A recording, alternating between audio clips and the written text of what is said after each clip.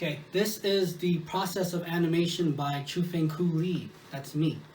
And animation has actually been a pretty big part of my life. And ever since I was a kid, I loved watching cartoons and anime. And it's always intrigued me, to see these objects in the television screen move and with such clear physics and such clear weight. And that was really amusing to me. And so I've done a little research and even took part in some animation that we'll get to break down for the purposes of this presentation. So that should be pretty exciting. So clubstudio.com, they are a freelance animation studio that get hired by professional clients to make commercials and whatnot.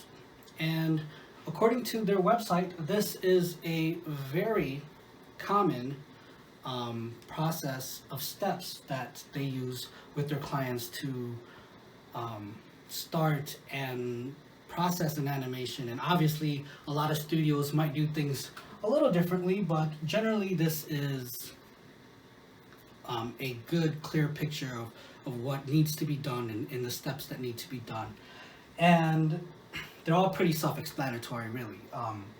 The first step is briefing, and what that is just kind of having a general idea of what needs to be done in this animation, what you need to convey. And the second step is scripting, because after you figure out your ideas and what you want to convey, you have to write it down in a script. And this is where the dialogues and the conflicts and the climaxes come in, and it's written down. So that's what scripting is. And after that, the studio needs to decide on what kind of style and framing that they need for this particular project. And it could be maybe brighter colors to convey happier tones, or darker colors to convey gloomier tones. And after that, they start recording voices of voice actors reading off their scripts that will eventually be put into the animation after the animation is done. And that leads us to the animation, which after this overview, we will take a step back and look at. That'll pretty much be the heart and soul of this presentation that we will get to break down, because honestly, that's a little more interesting to me, and I hope that it's interesting to you.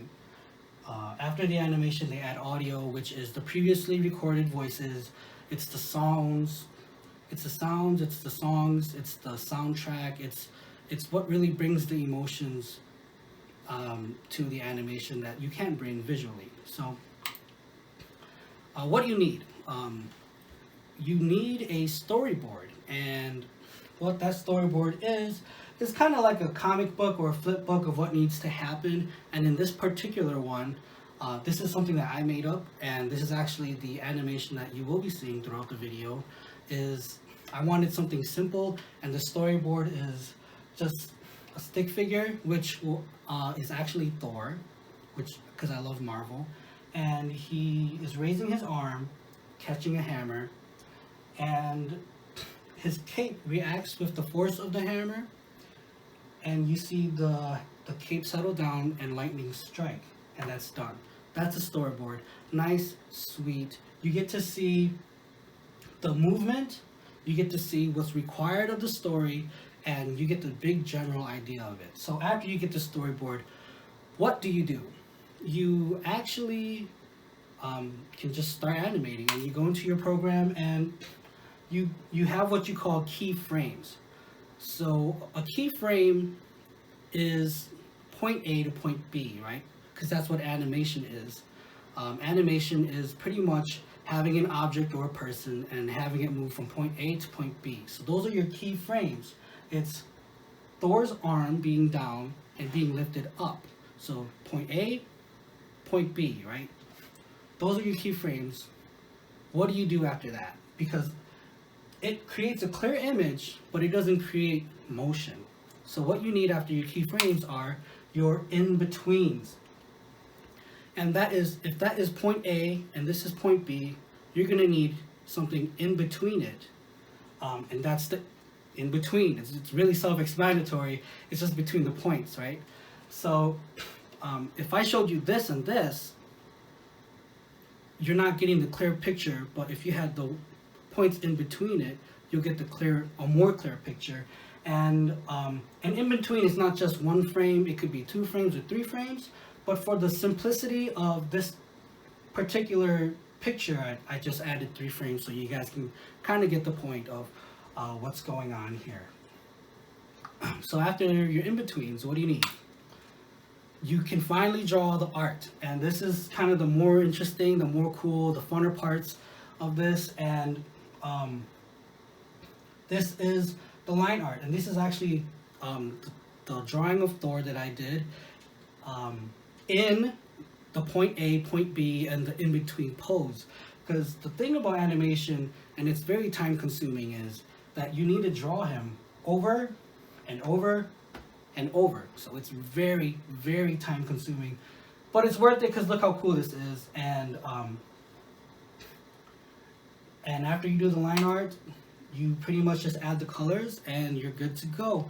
You have the base colors and it really comes to life, and you add shading and you add coloring and you add lighting, and that's kind of where your animation comes to life. So that is animation, and after you add colors, you're pretty much done. This is actually a picture of the finished product, but you'll get to see the actual animation after this. So now that you're done with the animation, you can admire it, look how pretty it is, be proud of who you are, that you created something so amazing. And